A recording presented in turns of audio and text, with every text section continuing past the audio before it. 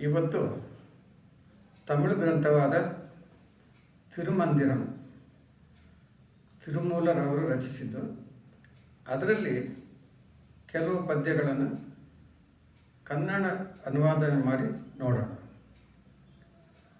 ಲೋಕ ಮಾತಾಪಿತಾವಾದ ಪಾರ್ವತಿ ಮತ್ತು ಪರಮೇಶ್ವರ ಧಾಮ ಆದಿ ಕೈಲಾಸ. ಅದರ ಕಾವಲು ಕೆಲಸ ಭಗವಾನ್ ನಂದಿದು.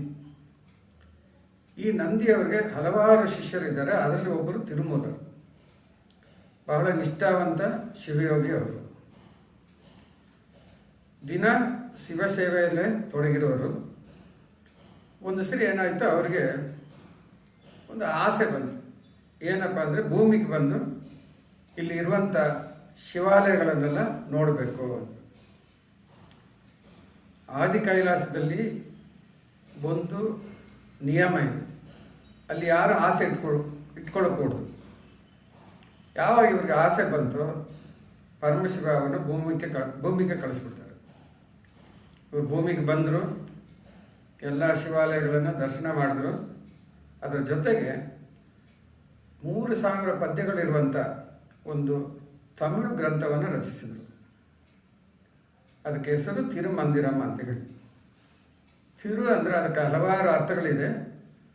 ಶ್ರೇಷ್ಠ, ಉನ್ನತೆ, ಇದೆಲ್ಲ ಅದರ ಅರ್ಥಗಳು. ಮಂದಿರಂ ಅಂದರೆ ಮಂತ್ರ, ಸೊ ಉನ್ನತ ಮಂತ್ರ. ಯಾಕೆ ಉನ್ನತ ಮಂತ್ರ ಅಂತ ಹೇಳ್ತಾರೆ ಅಂದರೆ, ಇದು ವೇದಗಳ ಮತ್ತು ಆಗಮಗಳ ಸಾರಾಂಶವನ್ನು ಹೊಂದಿರುವಂಥದ್ದು. ಇದರಲ್ಲಿ ಕೆಲವು ಪದ್ಯಗಳನ್ನು ಆಯ್ಕೆ ಮಾಡಿ ಅದರ ಕನ್ನಡ ಅನುವಾದನೆ ಮಾಡಿ ನಾವು ಈಗ ಅನುಭವಿಸಲು ಇದ್ದೀವಿ.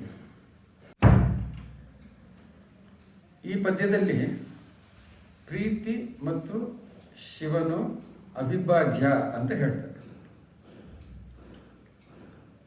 ಅನ್ಬುಂ ಶಿವಮಂ இரண்டென்பர் அறிவிலார், அன்பே சிவமாவதாரும் அருகிலார், அன்பே சிவமாவதாரும் அறிந்தபின் ಅನ್ಬೇ ಶಿವಮಾಯ್ ಅಮರ್ನಿರುತ್ತಾರೆ.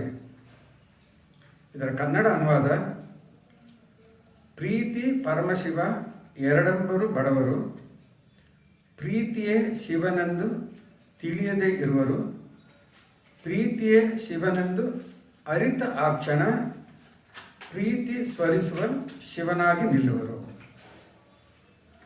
ಪ್ರೀತಿ ಪರಮಶಿವ ಎರಡೆಂಬರು ಬಡವರು. ಇಲ್ಲಿ ಬಡತನ ಅಂದರೆ ಆರ್ಥಿಕ ಬಡತನ ಅಲ್ಲ, ಆಧ್ಯಾತ್ಮಿಕ ಬಡತನ. ಸತ್ಯಜ್ಞಾನ ಎನ್ನುವ ಸಂಪತ್ತನ್ನು ಸಂಪಾದಿಸದೇ ಇರುವರು, ಪರಮಾನಂದವನ್ನು ಅನುಭವಿಸದೇ ಇರುವರು. ಈ ಬಡತನಕ್ಕೆ ಅಜ್ಞಾನ ಅಂತ ಹೇಳ್ತಾರೆ.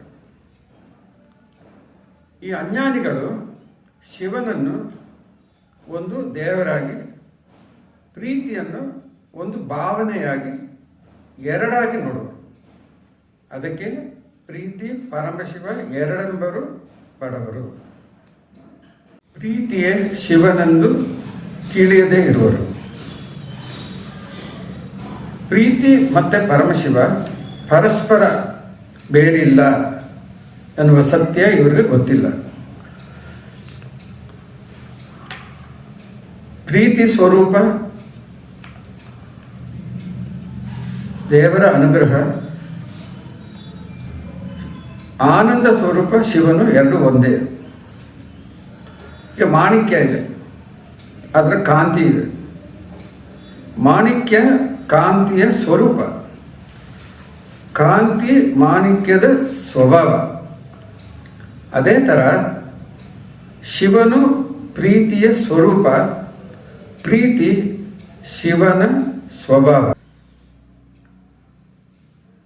ಈ ಪ್ರೀತಿ ಶಿವನೆಂದು ಅರಿತ ಆ ಕ್ಷಣ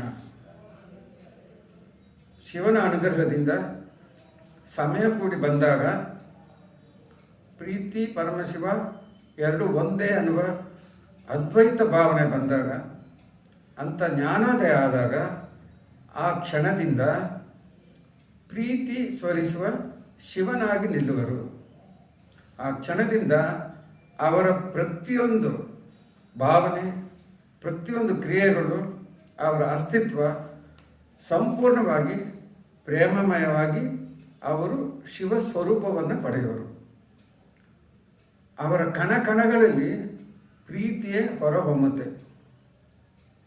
ಅವರು ಈ ಲೌಕಿಕ ಲೋಕದಲ್ಲಿ ಇದ್ದರೂ ಕೂಡ ಯಾವ ಬಂಧನಗಳಿಗೂ ಒಳಗಾಗದೆ ಜೀವನ್ಮುಕ್ತರಾಗಿ ಜೀವನವನ್ನು ನಡೆಸಿ ಅಂತಿಮವಾಗಿ ಶಿವನ ಸಾಯುಜ್ಯವನ್ನು ಪಡೆಯುವರು. ಈ ಪದ್ಯದಲ್ಲಿ ಶಿವನು ಮತ್ತು ಪ್ರೀತಿ ಎರಡು ಅವಿಭಾಜ್ಯ, ಎರಡು ಅದ್ವೈತ ಅಂತ ಹೇಳಿ ತಿರುಮೂಲರ್ ಹೇಳ್ತಾರೆ. ನಮಸ್ಕಾರ.